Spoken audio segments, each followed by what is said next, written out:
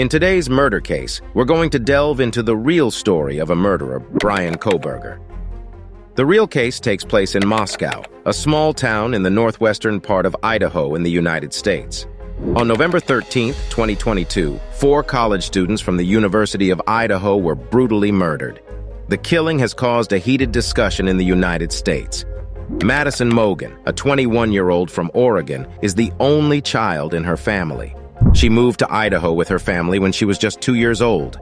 Madison is friendly and excels academically. She is majoring in marketing at the university. In 2022, she had been dating her boyfriend for over a year. Madison has known the other victim student, Kaylee Goncalves, since the 6th grade. Kaylee, also 21 years old, is majoring in education and hopes to become an elementary school teacher after graduation. With her good grades, she has already received a job offer in Texas, planning to start work in February 2023. Her future seemed bright. Kaylee's boyfriend, Jack, is 1 year older than her, and they had been dating for 5 years. However, they recently had some arguments and just broke up. The remaining 2 victims are a couple. Ethan Chapin is from Washington and is one of triplets in his family, all of whom are attending the University of Idaho. Ethan is passionate about sports and is majoring in tourism management. His girlfriend, 20-year-old Xana Kernodle, is from Idaho, and like Ethan, she is also passionate about sports. She is majoring in marketing at the university. Xana is friends with Madison, whom we introduced earlier, and they both work at the same local restaurant and joined the same college sorority. One of the houses rented by the sorority is the crime scene of the murder case today. The house has 3 floors and is home to 6 girls on weekdays. Due to their sorority affiliation, the house often hosts various parties, so their neighbors suffer from the frequent parties and the loud music. On Tuesday, August 16, 2022, the loud music attracted the police even before nightfall. The officers initially arrived at another college party house and warned the students there. As they were about to leave, they heard loud music from another nearby house. Following the noise, the officers walked to the street. "We can see that there are already 6 cars parked in front of the house, and there must be quite a few people inside." The officers bypassed the front door and went to the back door along the slope. Kaylee wasn't the only one to be warned by the police for noise issues. Just 2 weeks after Kaylee was warned, the police returned to the house 3 times due to noise complaints.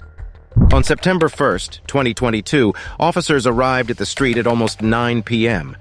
As soon as they got out of their car, they saw people coming and going around the house. It was indeed a true party house. But many of the college students at the party didn't actually live there. After some effort, the police managed to contact one of the student residents, Madison, by phone. However, just a few hours later, the officers received another complaint and returned to the scene in the early hours of September 2nd. This time, one of the residents, Xana, apologized to the police. We learn that many people come and go from the house on a regular basis. Although each room had a password lock, the passwords were no secret to those partygoers for the sake of convenience. Almost everyone knew the passwords. Moreover, since parties usually involved drinking, security awareness was naturally lowered. Sometimes, when people partied late into the night, the front and backyard doors would not even be locked. This series of issues laid the groundwork for the upcoming tragedy. On Sunday, November 13, 2022, the town had already entered winter. Although it did not snow that day, the weather was still cold.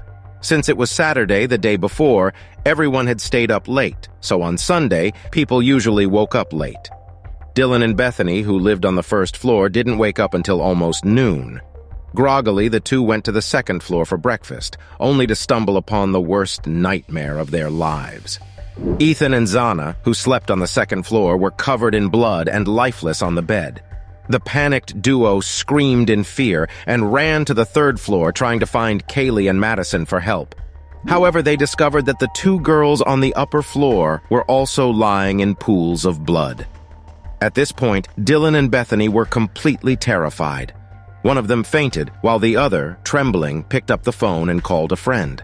After their friends arrived at the scene, the chaotic group finally called 911 at 11:58 a.m. When the Moscow police arrived at the scene, they realized the severity of the situation because the last homicide in this small town had occurred 7 years prior. After reporting the situation, the FBI came to join in the investigation. Let's take a look at the house where the incident occurred for better understanding. This 3-story house is built on a slope and has a total of 6 rooms and 3 bathrooms. Each floor has 2 bedrooms. On the day of the crime, Dylan and Bethany slept in the 2 bedrooms on the first floor. The couple, Ethan and Xana, slept in 1 bedroom on the second floor, and the remaining friends, Kaylee and Madison, slept in the 2 bedrooms on the top floor. The house has 2 main entrances. The first entrance is the front door on the first floor, which leads to a bathroom in the middle and bedrooms on both sides. It's worth noting that although Kaylee and Madison used 2 rooms respectively on the 3rd floor, when the 2 girls were found dead, they were sleeping in the same bed, Madison's bed. Moreover, on the night of the crime, Kaylee's dog was also present, but locked in another room. So at the time of the crime, there were 6 people and 1 dog in the house. After examining the crime scene, forensic experts found that the victim's belongings were not missing, and the house's locks were intact without any signs of forced entry. We know that this house actually has 2 entrances. One is the front door on the first floor, and the other is the sliding door on the side of the second floor leading to the backyard. There is a ladder on the side of the house. Following this ladder, one could actually climb up to the second-floor platform and enter through the window, or take the ladder up to the 3rd-floor balcony and enter through the sliding door. The police have not released their investigation results on the specific entry point used by the perpetrator. After examination, the police found that all the victims had died between 3 and 4 a.m. None of the victims had been sexually assaulted. All 4 victims had multiple stab wounds, with some defensive injuries on their bodies, indicating that they were likely attacked while asleep. Based on the condition of the wounds, the perpetrator is believed to be a strong male. Some of the victims' bodies were pierced through, and the weapon used is suspected to be a short-handled knife commonly used outdoors. Unfortunately, the police could not find this weapon around the crime scene. Looking at the house from the outside, one can notice long bloodstains on the second-floor wall. Based on the location, the bloodstains are likely to have come from bedroom where Ethan and Xana were. Considering that there were 4 victims, it's possible that the perpetrator accidentally cut himself while facing resistance, leaving bloodstains behind. However, to avoid affecting the investigation, the police have not disclosed whether they found the suspect's bloodstains or DNA in the victim's fingernails.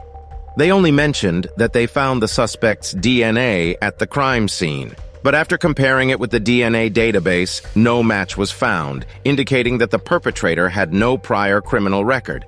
After examining the crime scene, the police were left with more and more questions. First and foremost, why did the perpetrator not kill the 2 girls who were living on the first floor? The crime took place between 3 and 4 a.m., and at that time, the 2 girls were asleep in the house. The house is made of wooden panels, so the sound insulation is not very good. Many people cannot understand why the 2 people sleeping on the first floor had no idea that the crime was taking place. Some neighbors even reported hearing a girl's scream around 3:30 a.m. If the neighbors outside could hear the noise, why couldn't the people sleeping inside? Were they too drunk and sleeping too deeply? By carefully investigating the activities of the victim students before the crime, the police obtained some new clues. On November 12th, the day before the murder, the 6 students in the house took a photo together.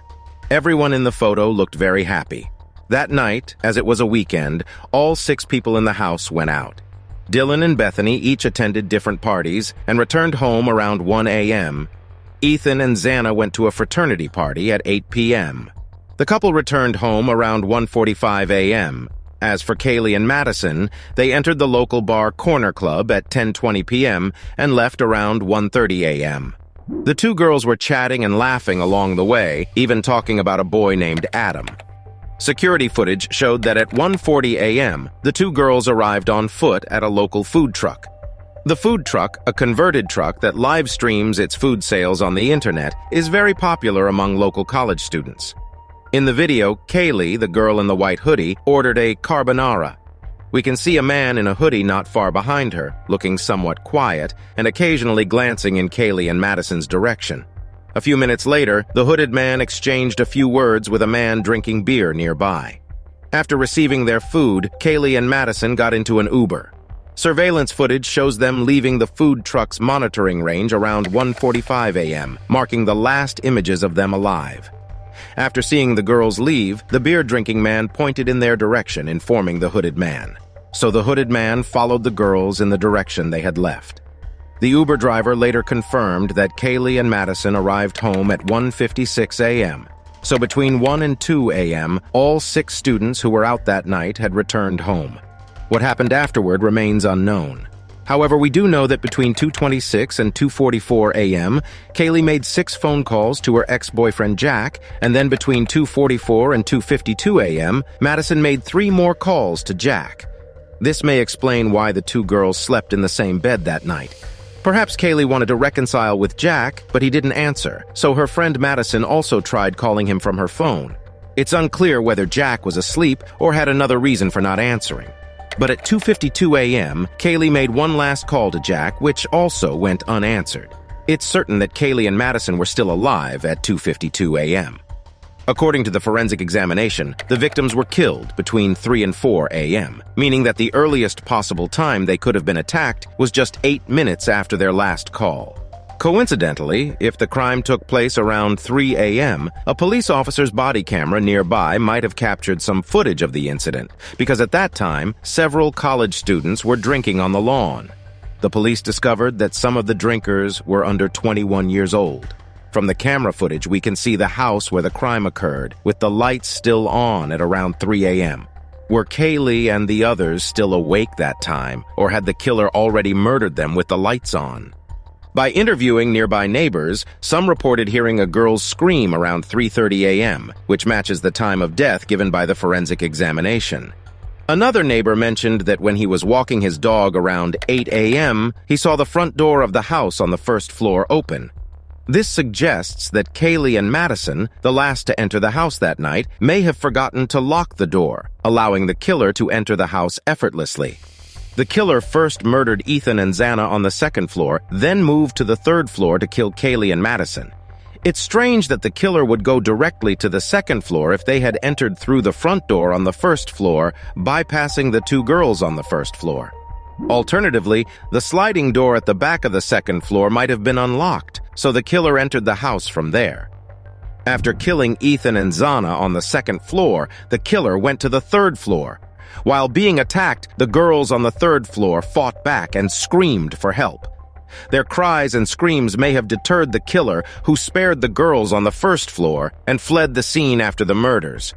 Following the incident, the police have remained tight-lipped about the details of the case. Kaylee's father told the media that he believes the killer did not act randomly because Kaylee's wounds were more severe than the other 3 victims. He suspects that either Kaylee or Madison had been targeted. The case shocked the nation and sparked nationwide debate. Every day, the police received many new leads. Online conspiracy and speculations flooded in. Some suspected the 2 surviving roommates, arguing that it was incredible that they didn't hear anything during the crime and only called the police 7 hours later. Others suspected Kaylee's boyfriend, Jack, the hooded man by the food truck, the Uber driver, or even the boy named Adam mentioned in the conversation. Some even thought there might be a madman in the local community, as a shepherd dog owned by a nearby resident was brutally killed and skinned 3 weeks before the crime, with the culprit never found. Some believed the person who killed the dog was also responsible for the murders of the 4 college students. However, the police stated after the investigation that the dog's case was unrelated to the student's case. Adam, who was mentioned in the conversation outside the bar, was just a bartender whom Kaylee and Madison met that night and had a solid alibi. Other suspects, such as the Uber driver, the hooded man, Kaylee's boyfriend Jack, and the 2 surviving roommates, were all ruled out by the police in due course. As days went by, 3 weeks after the crime occurred, the police investigation made a significant breakthrough on December 7th. Through extensive inquiries and reviewing surveillance footage from all nearby residents and businesses, the police discovered a white sedan speeding past a nearby Exxon gas station at around 3:45 a.m. on the day of the crime. Although the image was blurry, the FBI analyzed the vehicle and identified it as a Hyundai Elantra, produced between 2011 and 2013. The gas station was only 1.2 miles from the crime scene, a mere 4-minute drive. Following the lead of the white sedan, the police began a lengthy investigation, examining all surveillance footage along the way in hopes of finding the white Hyundai. Meanwhile, the police made another significant breakthrough in their search for a DNA match. Similar to the process of capturing the Golden State Killer in 2018, the police used the latest DNA matching technology and important clues from civilian DNA databases. Using the suspect's DNA left at the scene, the police partially matched it to one of the suspect's relatives online. Following this relative's lead, the police eventually arrested the suspect in the case, 28-year-old Bryan Kohberger, a PhD student in criminology at Washington State University. Bryan Kohberger was born in 1994 and was the youngest child in his family, with 2 older sisters. His family was quite poor, and his father filed for bankruptcy the same year Bryan was born. The family lived a tough life, but all 3 children were diligent in their studies and excelled academically. In 2018, 24-year-old Bryan graduated from Northampton Community College with a degree in psychology. After graduation, he worked while continuing his education. In the same year, he was admitted to DeSales University's Criminal Justice Program, earning his bachelor's degree 2 years later in 2020. Bryan decided to pursue further education, obtaining his master's degree in criminology from DeSales University in June 2022. After completing his master's degree, Bryan enrolled at Washington State University in August 2022 to pursue his PhD in criminology. At the university, Bryan successfully obtained a teaching assistant position. When the news of his arrest broke, it shocked everyone at the university. Interviews with classmates and friends revealed that Bryan was generally perceived as a quiet and eccentric individual. He was extremely intelligent and excelled academically, but was very poor at communicating with others. He seldom spoke and had few friends, as everyone felt he was a bit strange. He would stare at people from a corner, and he would like to let people know how smart he is if someone wanted to talk to him. It seemed he tried to prove himself and fit in with others through his academic achievements, but it was evident he was doing a poor job. Bryan's university classmate, Norton, said that Bryan usually didn't talk much, but after the Idaho murder case occurred, he appeared more excited in class and was more talkative than before. He would actively discuss criminology topics with others. However, once someone brought up the Idaho case, Bryan would suddenly become silent and not say a word. The media later interviewed Bryan's high school classmates, Nick and Casey. Nick said he used to be friends with Bryan in high school. Back then, Bryan was overweight and not sociable, often being mocked and bullied by classmates, especially girls. He desperately wanted to fit in with his peers and hoped to have a girlfriend. However, Bryan didn't know how to pursue girls and would directly ask them out on a date, even if he had never spoken to them before. Frequent rejections and mockery from girls may have led to a change in Bryan's psyche.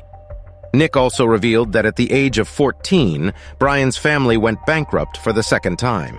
Under the weight of various setbacks, Bryan suddenly lost a lot of weight and began to practice boxing obsessively. He seemed to have completely changed, going from being constantly bullied to becoming a bully himself. He particularly enjoyed provoking others and getting into fights. Despite his poor social skills, he maintained a high level of academic performance.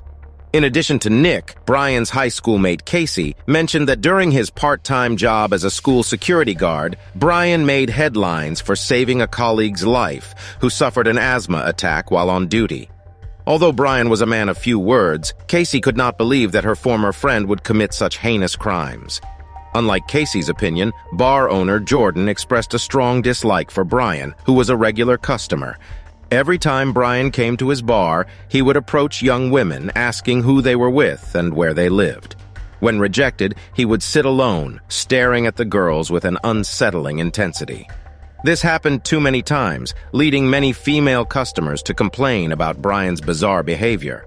A few months before the Idaho University case, Bryan visited the bar again, and Jordan politely confronted him about his harassment of women. Bryan responded with confusion and left the bar, never to return. Many people wondered if Bryan ever knew the 4 university students. The police did not directly address this question, but as of now, it seems the 4 victims did not know Bryan. Kaylee's father, upon hearing Bryan's name, told the media that although they believed their daughter did not know Bryan, they had found a connection between him and Kaylee. The nature of this connection remains undisclosed as the investigation is ongoing and the family is following the advice of the police. There are 2 points worth noting here. Firstly, one of Bryan's graduate school professors was Catherine Ramsland, a renowned criminologist in the United States. She authored numerous criminology textbooks and novels, including the famous How to Catch a Killer. Thus, it is likely that Bryan had an in-depth understanding of criminology. Secondly, about 7 months before the crime, Bryan posted on the Reddit forum, where he introduced himself as Bryan and claimed to be conducting a criminal psychology research project. He asked forum members with criminal records to share their psychological changes during their criminal activities. It is unclear how many people actually contact Bryan, but this post demonstrates Bryan's fascination with criminology, or, more accurately, crime itself. According to Bryan's family and friends, he was a strict vegetarian, even to an extreme extent. He even insisted that all pots, pans, and utensils should never come into contact with meat, otherwise they should be discarded. His vegetarianism might have inadvertently connected him to 2 victims, Xana and Madison. As mentioned earlier in the video, both girls worked at the same restaurant. Although the police did not disclose the name of the restaurant, it is confirmed to be a vegetarian one, and the only nearby vegetarian restaurant close to the university is Mad Greek. Many people speculate that Bryan, despite not knowing Xana and Madison, might have dined at Mad Greek and seen the 2 female victims.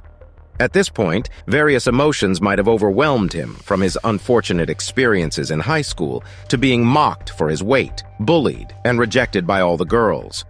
He lived an isolated life with no channel to vent his frustration. All these factors fueled his anger and hatred, and seeing Xana and Madison at the restaurant might have triggered his crime motive. He could have secretly followed Xana and Madison, which would have easily led him to their friend Kaylee.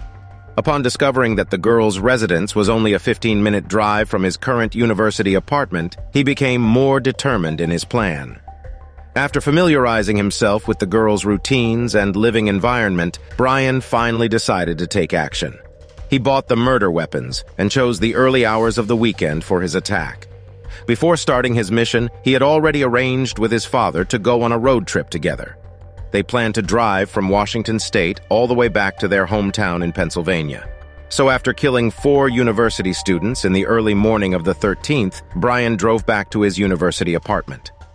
The next day, he returned to his classes as if nothing had happened, continuing to study and work as a teaching assistant. This carried on until the end of the semester, when his father flew from Pennsylvania to Washington State. After meeting up with his father, the 2 of them set off together, driving eastward over 2,000 miles across the American continent. Finally, on December 17th, they returned to their home in Pennsylvania. During their road trip, there was a small incident when they were driving through Indiana. They were pulled over by the police twice. Unfortunately, at the time, the Indiana police did not link Bryan in the car to the murders in Idaho. I stopped you, man, when you were driving by me there. You're a little too close to back that semi. You in the back of this trailer. I'm not going to give you guys another ticket or warning if you just got stopped. Just make sure you give yourself plenty of room,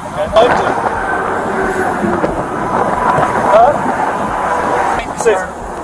And they were released after a simple check. Meanwhile, Bryan was unaware that the police had followed a DNA lead and identified one of his relatives, which led them to him through the family tree. To confirm that Bryan was the person they were looking for, the FBI began a comprehensive surveillance operation shortly after Christmas. After 4 days of close monitoring, the police successfully obtained a DNA sample from Bryan, likely extracted from leftover drinks or food. After confirming that Bryan's DNA matched the suspect's DNA found at the crime scene, the FBI raided Bryan's residence at 3 a.m. on December 30th and successfully apprehended him.